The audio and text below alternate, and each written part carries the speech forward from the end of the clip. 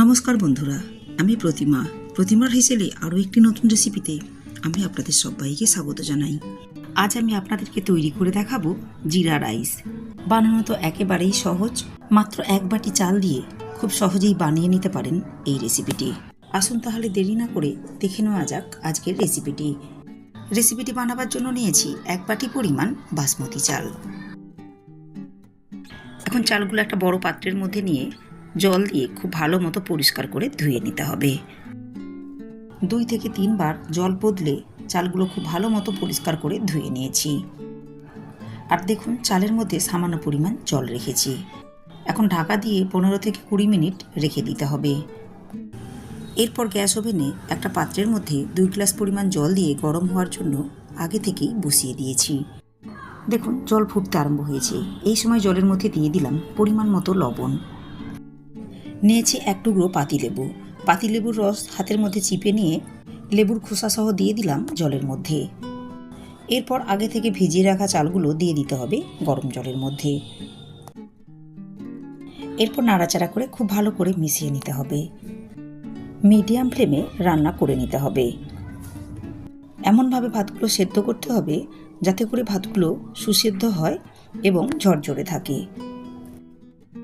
ভাতগুলো প্রায় 5 মিনিট মতো সেদ্ধ করেছি, আর এর মধ্যেই ভাতগুলো ঠিক এই রকম হয়েছে।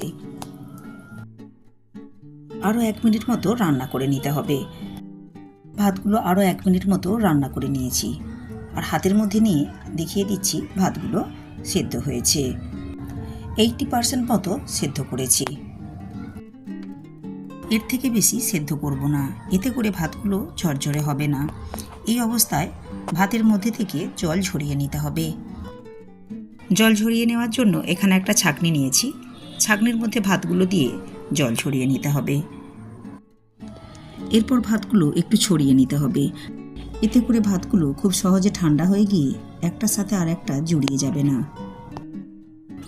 এরপর রাইসটা তৈরি করে নেওয়ার জন্য গ্যাস ওভেনে একটা প্যান বসিয়ে প্যানের মধ্যে দিয়ে দিলাম 1 টেবিল চামচ পরিমাণ গাওয়া ঘি। ঘি ভালো মতো গরম করে নেওয়ার পর ঘিয়ের মধ্যে দিয়ে দিলাম একটা তেজপাতা ও গোটা গরম মশলা, 2টো কাঁচা লঙ্কা। দিয়ে দিলাম 1 চা চামচ পরিমাণ গোটা জিরে। আমি 1 টেবিল চামচ পরিমাণ ঘি ব্যবহার করেছি। আপনারা চাইলে আরও 1 টেবিল চামচ পরিমাণ ঘি ব্যবহার করতে পারেন। দেখুন সমস্ত গোটা মশলাগুলো কয়েক সেকেন্ড নাড়াচাড়া করে খুব ভালো মতো ভেজে নিয়েছি।